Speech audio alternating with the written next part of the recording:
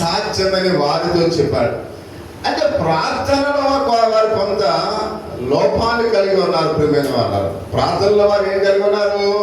లోపాన్ని కలిగి ఉన్నారు. అంటే ప్రార్థన వల్ల ప్రతి కార్యము కూడా జరుగుతుంది. ప్రార్థన మన జీవితాలు మనకు ఎంతో ఆయుధమని మనం గమనించాలి. ప్రార్థన ఒక విశ్వాసికి ఊపిరి వంటిదానికి మనం చూస్తూ ఉన్నాం. ఊపిరి ఆగిపోతే మనిషి ఏమవుతాడు? చనిపోతాడు. అంటే ఒక మనిషికి ఊపిరి ఎంత ప్రాముఖ్యమైందో క్రైస్తవ విశ్వాసికి కూడా ప్రార్థన అంత ప్రాముఖ్యమైంది. అది క్రైస్తవులు అందరూ కూడా మనం దేని మీద ఆధారపడి ఉండాలి? ప్రార్థన మీద ఆధారపడాలి. ప్రార్థనే మన ఊపిరి అని మనం చూస్తూ ఉన్నాం. కాబట్టి అక్కడ నుండి బయలుదేరి గలయాకుండా వారు వెళుతున్నప్పుడు ఇక్కడ మనం చూస్తూ ఉన్నాం, అది ఎవరికి తెలియట ఆయనకి ఇష్టం లేకపోయినట్లుగా మనం చూస్తూ ఉన్నాం. 31వ వచనాన్ని మనం చదువుకున్నట్లయితే, ఎలాగా ఆయన తన శిష్యులకు బోధించుచు, మనుష్య కుమారుడు మనుషుల చేతికి అప్పగింపబడుచున్నాడు, వారు ఆయన చంపెదరు, చంపబడిన 3వ దినములకు ఆయన లేచుట, ఆ లేచిన వారికి బోధించెను.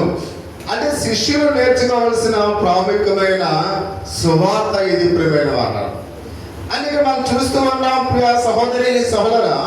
కాబట్టి యేసుక్రీస్తు వారి శిష్యులకు ఆయన బోధిస్తూ ఉన్నాడు, నేను చంపబడుతూ ఉన్నాను, 3వ దినాన్ని మరలా తిరిగి లేస్తాను. అంటే ఇది సువార్త అయినట్లుగా మనం చూస్తూ ఉన్నాం.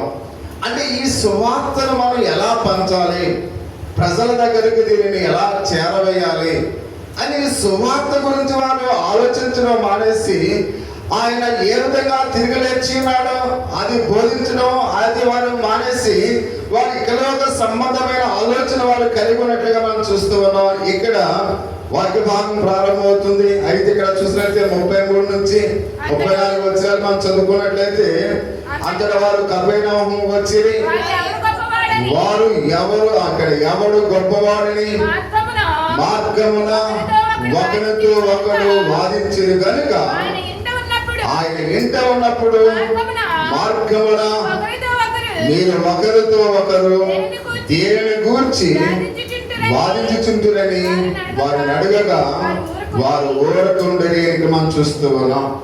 అంటే ప్రియమైన వాళ్ళరా, దేవుని సువార్త ఎలా ప్రకటించాలి, ఎక్కడ ప్రకటించాలని ఆలోచన మానేసి వాళ్ళు ఏం చేస్తున్నారు?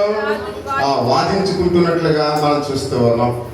అంటే మన జీవితాల్లో వాదనలు సరికాదు. ప్రియమైన వాళ్ళరా, సంఘము చేయవలసిన పని ఏంటంటే మనము దేవుని పరిచర్య అనేక మందికి మనం ప్రకటించాలి.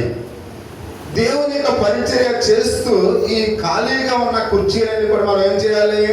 నింపాలి. ప్రియా సహోదరి సహోదరుడు, అంతేగాని మనము వాదనలు వాడుకోవడం కాదు. విశ్వాసులు ఎప్పుడు కూడా వాదనలు చేయకూడదు. విశ్వాసులు ఐక్యత కలిగి ఉండాలి, ప్రేమ కలిగి ఉండాలి.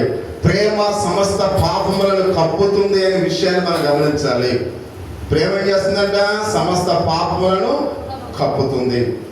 అందుకనే మనం ప్రతి ఒక్కరము కూడా ఒకరిని గౌరవించుకోవాలి, ఒకరు ప్రేమించాలి. ఒకరు ఎవరైనా చిన్న పొరపాట్లు వేస్తే వాటిని సహించి సరి చేసుకుని ఒక మంచి మనసును మనం కలిగి ఉండాలి. అంటే ఒకరు మనము అనురాగీతులుగా కాకుండా అనురాగ కలిగిన వారముగా మనము ఉండాలి. అందుకని ఇక్కడ మనం గమనించినట్లయితే యేసుక్రీస్తు వారు ప్రేమను, యేసుక్రీస్తు వారు ఆ దయను, యేసుక్రీస్తు వారి యొక్క సువార్తను శిష్యులు ప్రకటించకుండా మేము గొప్పవారు అని వాళ్ళు ఏం చేస్తున్నారట? వాదించుకుంటున్నట్లుగా పరిశుద్ధ గ్రంథంలో మనం చూస్తూ ఉన్నాం. అంటే క్రైస్తవుల వాదనలు ఏమాత్రం కూడా ఉండకూడదు అని పరిశుద్ధ గ్రంథంలో చాలా తేటతెల్లగా ఆయన బోధిస్తూ ఉన్నట్లుగా మనం చూస్తూ ఉన్నాం. అంటే ప్రియా సహోదరి సహోదరుడా, ఈ పాపం వరకు మూల్యాన్ని చెల్లించడానికి, తన ప్రాణాన్ని మన కొరకు పెట్టడానికి ఆయన ఈ లోకానికి వచ్చాడు కనుక ఆ సువార్తను ప్రకటించాలి. యేసుక్రీస్తు వారు సాధారణంగా ఈ సువార్త మనకు తీసుకురాలేదు. యేసుక్రీస్తు వారు తన విలువైన ప్రాణాన్ని క్రయధనముగా చెల్లించి సర్వమానవాళి కొరకు తన యొక్క ప్రాణాన్ని అర్పించి ఉన్నాడు. ఆ అర్పించి ఉన్నాడు కనుక రక్షణ తీసుకొచ్చాడు కనుక ఆ రక్షణ నిర్లక్ష్యం చేస్తున్న వారికి ఆ రక్షణ కొరకు మనం ఏం చేయాలి? బోధించవలసిన వారిగా మనం చూస్తూ ఉన్నాం. ఒక క్రైస్తవుడు ఎల్లప్పుడూ కూడా దేవుని సువార్త ప్రకటించాలి, ఎల్లప్పుడూ కూడా దాని కొరకే ప్రయాసపడాలి. ఎల్లప్పుడూ కూడా ఈరోజు నేను ఎంతమందికి దేవుని సువార్తను ప్రకటించాను చూడండి. అనేకమైన పట్టణాల్లో చూస్తూ ఉన్నాం, పల్లెల్లో చూస్తూ ఉన్నాం, ఏజెన్సీ ఏరియాలో చూస్తూ ఉన్నాం. వాళ్ళందరూ కూడా పిచ్చెక్కి ఆ వీధుల్లో ఆ యొక్క ప్లే కార్డ్ పడుచుకుని వాళ్ళు పగలంతా కూడా అలాగనే చూస్తూ ఉన్నారు. వర్షంలో తడుచుకుంటూ ఏసీ నా రక్షకుడైన ప్లే కార్డ్ పట్టుకుని సంత వీధుల్లో ఉన్నారు. వాళ్ళకి అంటే తిన్నది అరక కాదు ప్రియమైన మాట. మేము కూడా ఏసీ కొరకు ప్రకటించాలి, ఏసై కొరకు వాడబడాలి, ఏసై కొరకు ఇక్కడ మా నోట నుండి వినాలి వాళ్ళని.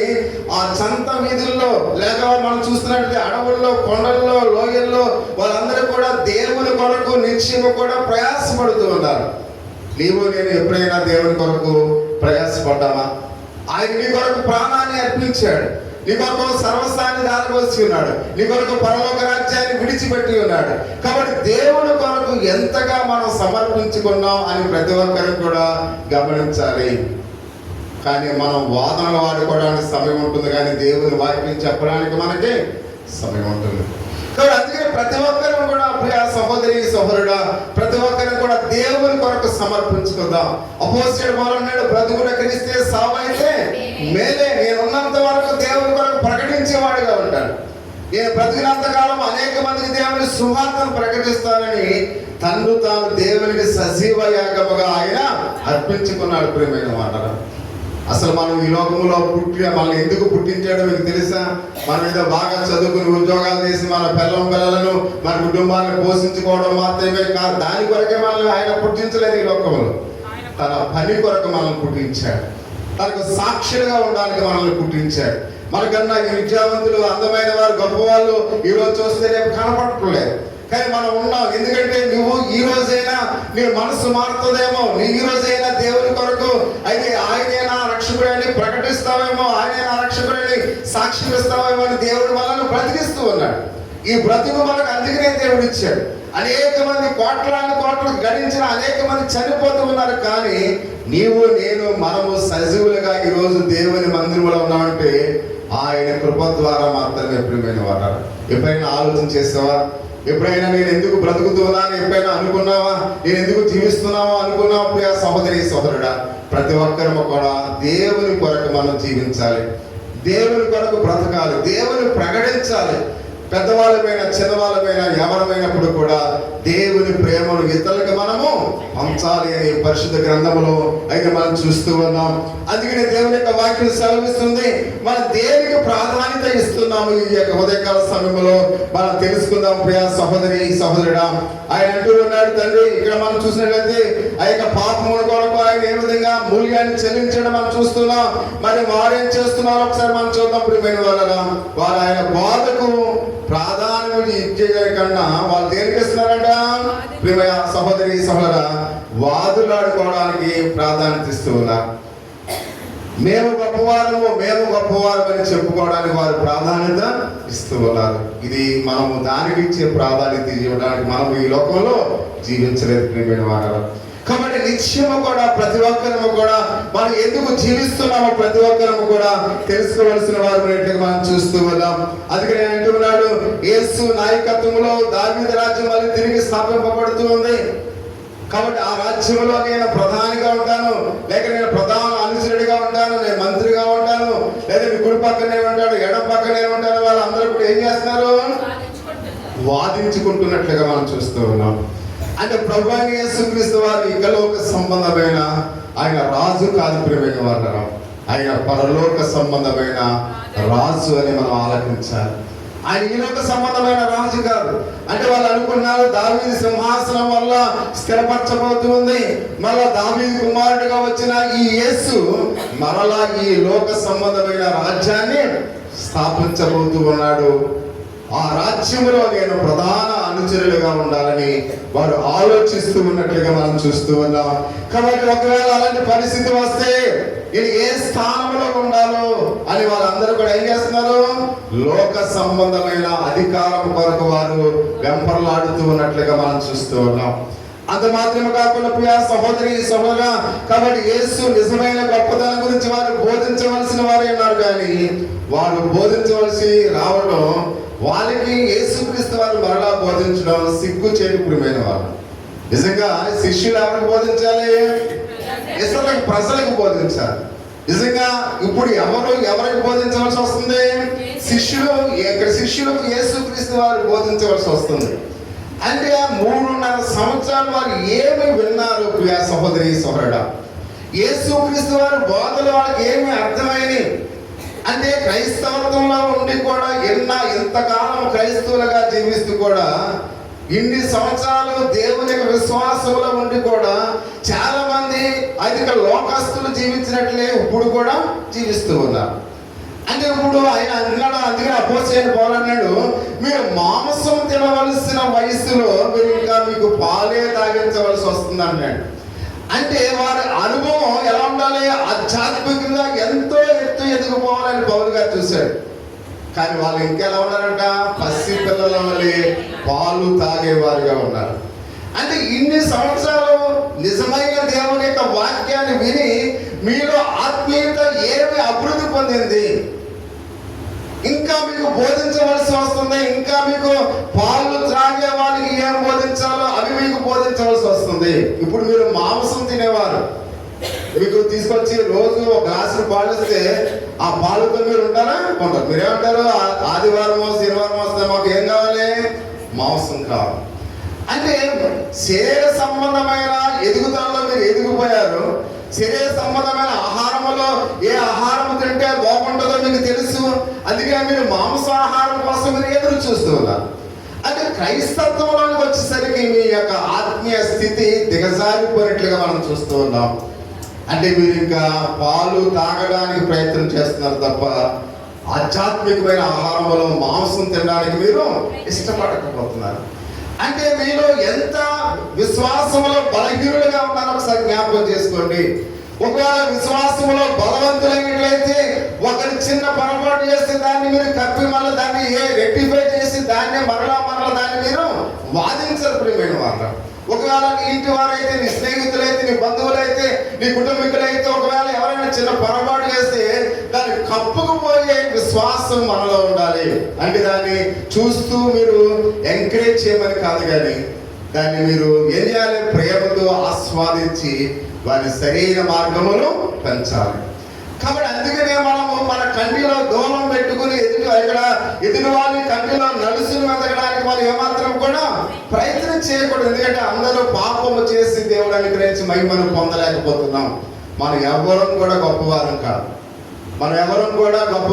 ప్రతి ఒక్కరూ కూడా అయితే అందరితో దేవునికి విశ్వాసంలో సమానత్వం కలిగి ఉన్న వారమని మనము ఎంచుకోవాలి. ప్రియ సహోదరి సహోదరుడా, మనలో ఎవరు కూడా నేను గొప్ప అనుకునే వారు ఎవరు కూడా మనలో లేము అనే విషయాన్ని ప్రతి ఒక్కరు కూడా తెలుసుకోవలసిన వారు ఎట్లుగా మనం చూస్తూ ఉన్నాం. కనుక ప్రభు వారు శిష్యులకు బోధించవలసి వస్తే అది ఎంత సిగ్గు చేతి ఒకసారి గమనించండి. ఒక 30 సంవత్సరాలు ఒక మెకానిక్ గా పనిచేసిన వ్యక్తి దగ్గరికి వెళ్ళి, ఒక మోటార్ సైకిల్ బాగా పనిచేసే వ్యక్తి దగ్గరికి వెళ్ళి, ఈ రోజు నేర్చుకున్న వ్యక్తి వెళ్ళి ఇది ఎలా బిగించంటే అది ఆ 30 సంవత్సరాలు నేర్చుకున్న వ్యక్తికి అది ఎలా ఉంటుంది? సిగ్గుపడవలసి వస్తుంది ప్రియమైన వాళ్ళ. అంటే ఒక 30 సంవత్సరాలు నైపుణ్యత కలిగిన వ్యక్తికి ఒకరోజు ఆ యొక్క నేర్చుకున్న వ్యక్తి ఏంటి పార్టీ ఎలా బిగించామంటే అందరిలో కూడా వాడు ఏమవుతాడు? షేమ్ ఫీల్ అవుతాడు ప్రియమైన వాళ్ళ. అలాగే మీరు ఎంత అనుభవం కలిగి ఉండి విశ్వాసంలో ఇంకా ప్రేమ అనేది శాశ్వతంగా మీలో లేకపోతే మిమ్మల్ని చూసి ప్రజలు నవ్వుకుంటారు అనే విషయాన్ని మనం చూస్తూ ఉన్నాం. అంటే ఆధ్యాత్మికంగా మీరు ఎదుగుదల మీలో కరువైపోతుంది. కాబట్టి అందుకని ఆధ్యాత్మికంగా వెదకండి, అనేక మందిని విశ్వాసంలో బలపరచండి, అనేక మందికి దేవుని సువార్త ప్రకటించండి, దేవుని యొక్క వాక్యాన్ని వారితో పంచుకుని వారందరినీ కూడా దేవుని మందిరానికి నడిపించడానికి మీరు ఇష్టపడండి ప్రియమైన వాళ్ళ. లోకస్తులు మీకు పాఠాలు నేర్పితే అవి సిగ్గుకరంగా ఉంటాయని ప్రతి ఒక్కరు కూడా గమనించండి. లోకస్తులు మీ వైపు వేలు పెట్టి చూపిస్తే అది అవమానకరంగా ఉన్నదని ఆలోచన చేయండి. ప్రియ సహోదరి సహోదరుడా, మీరు విశ్వాసములో బలవంతులై ఉండండి, విశ్వాసములో ఏకస్తులై ఉండండి, విశ్వాసములో ఐక్యత కలిగి ఉండండి. అప్పుడు ఎదుటివారు